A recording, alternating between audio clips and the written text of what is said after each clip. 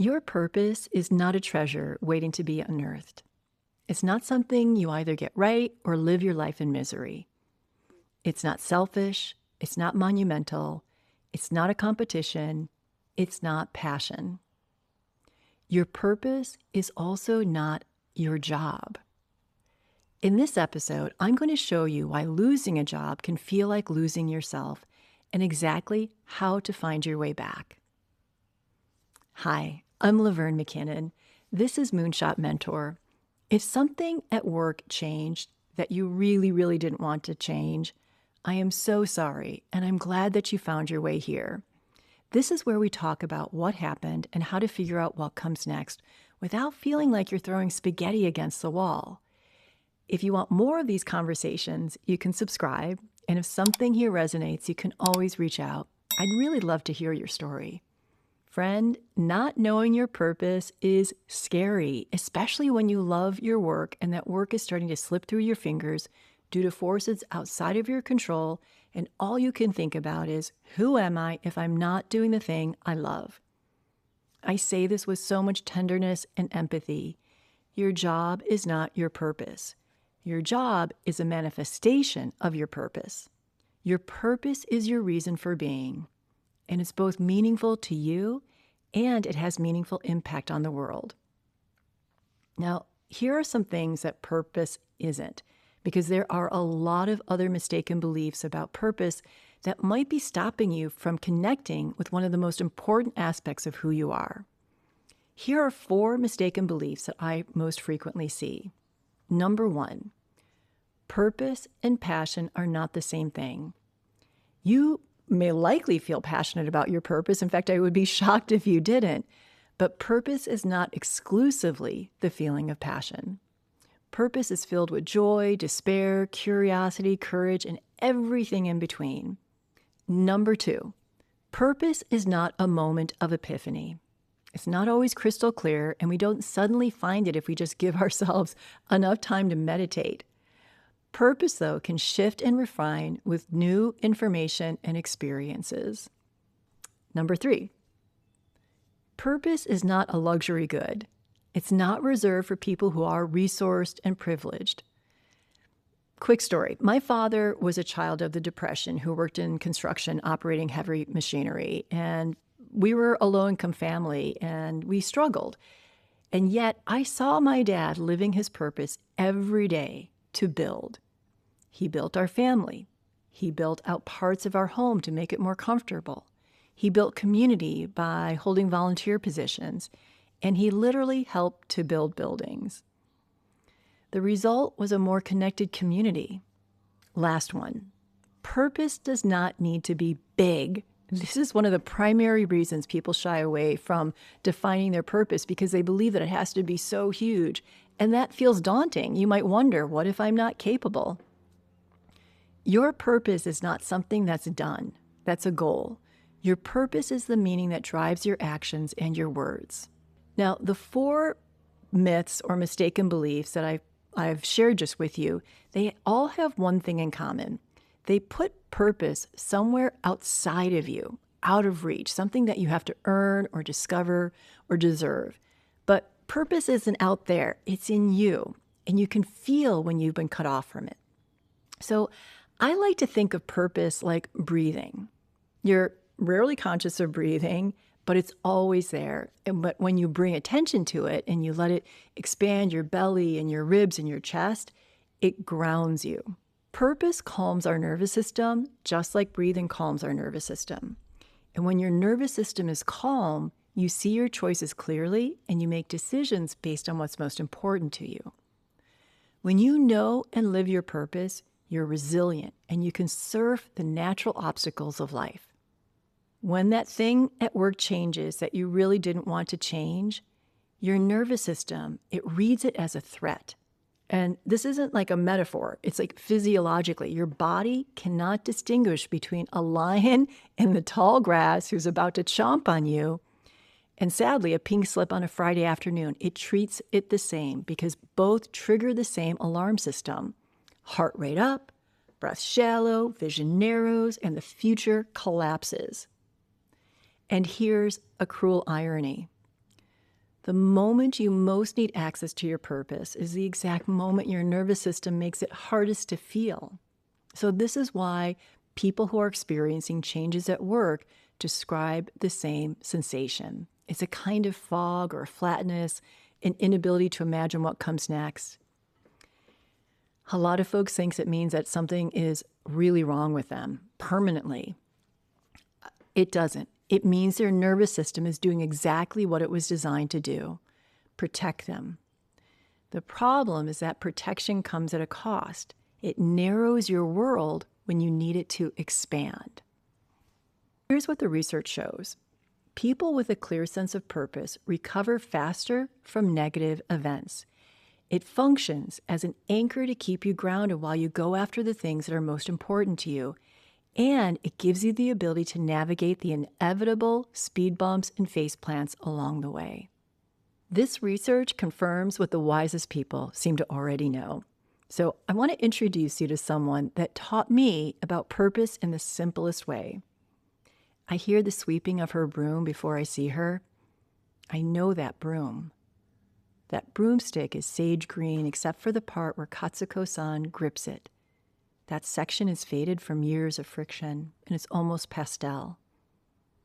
Katsuko-san sweeps every day, usually between 8 or 9 in the morning, porch, stairs, driveway, sidewalk, even the street. When I round the corner in our neighborhood, I notice that she's a little bit more stooped. When we first met, she was almost my height, 5 feet 4 inches, and now she must be at least 2 inches shorter. We share good mornings. Her Japanese accent reminds me of my mother's accent. She invites me in for tea. I watch as she prepares a tray. Her knuckles are swollen and it's slow moving, but I respect her process and I don't intervene. I ask Katsuko-san if she misses the job that she left a few years ago. She was a masseuse, a very successful one with a substantial, loyal clientele from this very fancy Beverly Hills spa that she worked at. She retired because her hands had become arthritic. Katsuko-san says that she misses the people, but she's happy cooking for her grandchildren, taking care of them after school, and sweeping dead leaves and debris. It's what she would do for her clients too, remove what was no longer serving their bodies. Katsuko-san breathes her purpose without even thinking about it. Most of us need a little help. So I'm going to give you 3 questions to help you find your purpose. And to be completely transparent, my purpose was elusive for most of my life. I didn't know how to put words to it, how to figure it out, because it felt too big and too important. What if I get it wrong? And now I'm living my life on purpose, but it's not the right one, so I'm messing up my life, not having an impact, and I'm wasting my time, talent, and energy. What a spiral. So here are 3 questions, a framework that I've used with my students and clients to help them articulate their purposes. I've come back to it many times myself. The questions are simple. They're not easy. You may need to sit with the struggle a little bit, but don't run from it too quickly and know that this is a process. First question, what brings you flow? Not what you're supposed to love or what sounds impressive over cocktails. What actually lights you up? Where do you lose track of time? Learning something new, creating something from scratch, solving a puzzle no one else could crack, supporting someone through something hard? Even if it makes no sense to you from a financial perspective, jot it down. What brings you flow? And no limit on word count. Question 2, what are you good at? So here's a pro tip, having gone through this with many, many people. Don't answer this question alone. Ask 3 people who know you well. We are chronically blind to our own gifts, especially the ones that come naturally, because they don't feel like gifts, they just feel like us. So when I did this exercise for the first time, I was so surprised to learn that people experienced me as a strategic organizer and planner. Those things come so easily, I just never counted them as something that I was good at because I thought everyone did it. They don't. Question number 3, what breaks your heart? What feels intolerable to you in the world? What injustice makes you angry? What gap keeps pulling your attention? What do you find yourself saying, someone should do something about this? Purpose lives in the overlap of these three things. It's your reason for being, and it ties together what's meaningful to you and has meaningful impact on the world. Once you've jotted down your responses to these three questions, the next step is to turn it into a purpose statement. The statement serves as a touchstone to keep you on your unique path. Now, again, it's not chiseled in stone, and it's going to evolve as new experiences come your way. So here's one essential instruction as you begin to play with your life purpose statement. Write it in the present tense. So no, I want to, or I hope to. It's so important to declare it as if it's already happening, because at that level of purpose, it is. The difference matters more than it sounds. I'm going to give you an example. I want to help people tell their stories. That keeps you in aspiration, the I want. Here's the version that is the right way to write this purpose statement. I help people to tell their stories because it puts you in motion. You're already doing this. Here's another optional instruction.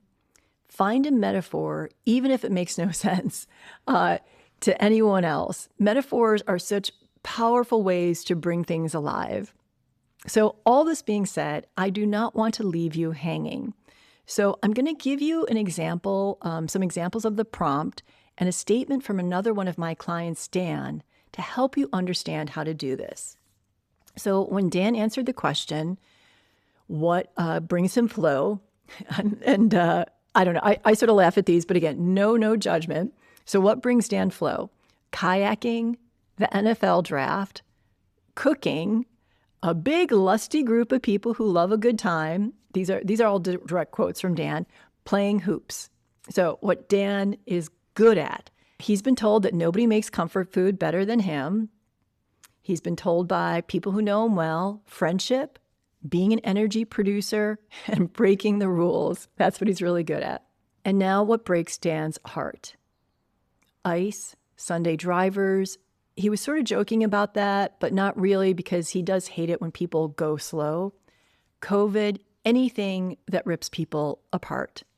So Dan took this information and he began to craft a statement to reflect it, and he used a metaphor to help him bring it alive. He wrote, I am a warrior of freedom who nourishes and protects his community, providing safe harbor and emboldening people to trust their gut. Now, this life purpose statement may not make sense to you, and that's great because it makes sense to Dan, and that's what matters. Your first draft, it might be imperfect. I've said this before. Mine has been rewritten many times, more than I can count. The essence has always stayed constant, though. It's just the words get sharper over time. One final instruction. Your purpose statement is for you, just like Dan's is for him. It's not something that you need to share in an interview or put into your executive summary or on your website. People can feel when you're living with purpose or if you're coasting, so you don't necessarily need to trumpet it. It's not up for debate, judgment, questions, or fine-tuning. It is yours and yours alone. Okay, bottom line. Your purpose is in the way that you show up for people, in what makes you furious, in the thing that you do so naturally you forgot to count it as a gift. Career disappointment has a way of making you forget that, of convincing you that your job, your career was your reason for being. It wasn't, it isn't. You live your purpose in the grandest of dreams. You live your purpose in the shared smile with someone that you love. You live your purpose in the devotion of showing up, despite the broken water heater, the flat tire, the kid having a tantrum. You live your purpose in the teeny tiny details of your day-to-day. Your purpose is still breathing, even when you can't feel it. It's there, waiting to join hands with you. That's it for today. If you're wanting a little bit more support as you sort through what's changing in your career, please join the Solid Ground community. It's my membership program where we take this work and we put it on our feet and we go deeper with monthly lessons, journal prompts, guided meditations, live conversations. You can find more information at moonshotmentor.substack.com. Before you go, I just want to say a shout out to Lauren Deacon, who handles all operations for Moonshot Mentor, and for Kara Langham for her social media expertise and the editing. And most of all, thank you for being here. Your time is invaluable, and I so deeply appreciate your trust. I'll see you next week.